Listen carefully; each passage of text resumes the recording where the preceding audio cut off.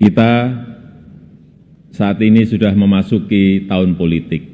Suasana sudah hangat-hangat kuku dan sedang tren ini di kalangan politisi dan parpol. Setiap ditanya capres dan cawapresnya, jawabannya belum ada arahan Pak Lurah. Saya sempat mikir, siapa ini Pak Lurah? Sedikit-sedikit kok Pak Lurah. Belakangan saya tahu yang dimaksud Pak Lurah ternyata saya. Ya, saya jawab saja, saya bukan lurah. Saya adalah Presiden Republik Indonesia. Ternyata Pak Lurah itu kode. Tapi perlu saya tegaskan, saya ini bukan ketua umum partai politik, bukan juga ketua koalisi partai. Jadi saya ingin mengatakan itu bukan wewenang saya, bukan wewenang Pak Lurah. Walaupun saya paham ini sudah menjadi nasib seorang presiden untuk dijadikan paten-patenan dalam bahasa Jawa, dijadikan alibi, dijadikan tameng. Bahkan walau kampanye belum mulai, foto saya banyak dipasang di mana-mana. Tapi bukan foto saya sendirian. Ada di sebelahnya bareng capres. Ya, saya kira menurut saya juga enggak apa-apa, boleh-boleh saja.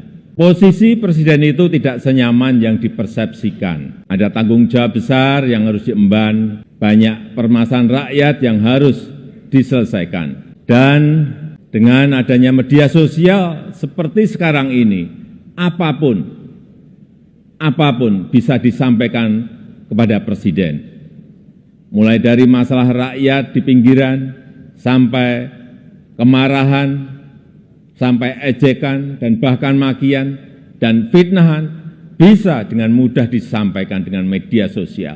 Saya tahu ada yang mengatakan, saya ini bodoh, pelongo-pelongo, tidak tahu apa-apa, Fir'aun, tolol, ya enggak apa-apa.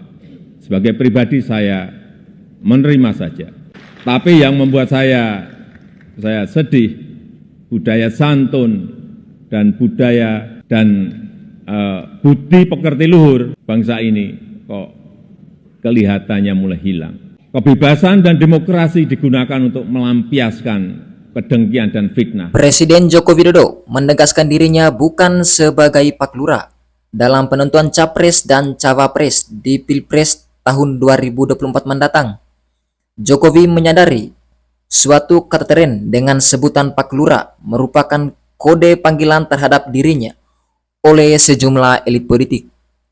Hal ini disampaikan dalam pidato terakhir Bapak Presiden Joko Widodo di sidang tahunan MPR 2023. Joko Widodo menyampaikan pidatonya kenegaraan dalam sidang tahunan MPR Republik Indonesia di ruang rapat paripurna Gedung Nusantara MPR DPR DPD Republik Indonesia Senayan pada hari Rabu tanggal 16 Agustus 2023. Dalam pidatonya, Presiden Joko Widodo sempat menyinggung soal tahun menjelang Pilpres 2024. Kita saat ini sudah memasuki tahun politik, suasananya sudah hangat-hangat. Ini bukan tentang siapa-siapa yang jadi presiden. Bukan itu, ungkap Presiden Republik Indonesia Insinyur Joko Widodo. Untuk lebih jelasnya teman-teman, mari kita cek video selengkapnya berikut ini. Mari kita simak. Kita saat ini sudah memasuki tahun politik. Suasana sudah hangat-hangat kuku dan sedang tren ini di kalangan politisi dan parpol.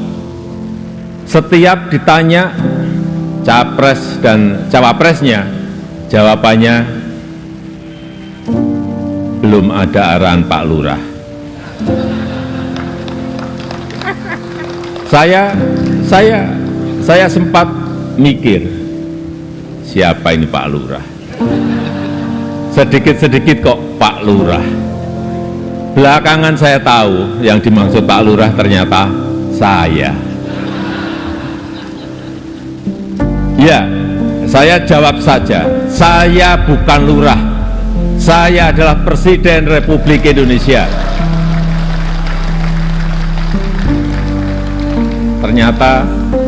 ternyata Pak Lurah itu kode. Tapi perlu saya tegaskan, saya ini bukan ketua umum parpol, bukan ketua umum partai politik, bukan juga ketua koalisi partai. Dan sesuai ketentuan undang-undang, yang menentukan capres dan cawapres itu adalah partai politik dan koalisi partai politik. Jadi saya ingin mengatakan itu bukan wewenang saya, bukan wewenang Pak Lurah, bukan wewenang Pak Lurah. Sekali lagi, walaupun saya paham ini sudah menjadi nasib seorang presiden untuk dijadikan paten-patenan dalam bahasa Jawa, dijadikan alibi, dijadikan tameng. Bahkan walau kampanye belum mulai, foto saya banyak dipasang di mana-mana. Ya, saya harus ngomong apa adanya. Saya ke provinsi A, ada. Ke kota B, ada. Ke kabupaten C, ada juga. Sampai ke tikungan-tikungan desa saya lihat, ada juga. Tapi bukan foto saya sendirian. Ada di sebelahnya bareng capres. Ya, saya kira menurut saya juga enggak apa-apa, boleh-boleh saja. Bapak Ibu yang saya muliakan, posisi presiden itu tidak senyaman yang dipersepsikan. Ada tanggung jawab besar yang harus diemban, banyak permasalahan rakyat yang harus diselesaikan. Dan dengan adanya media sosial seperti sekarang ini, apapun bisa disampaikan kepada presiden. Mulai dari masalah rakyat di pinggiran, sampai kemarahan, sampai ejekan, dan bahkan makian dan fitnahan bisa dengan mudah disampaikan dengan media sosial. Saya tahu ada yang mengatakan saya ini bodoh,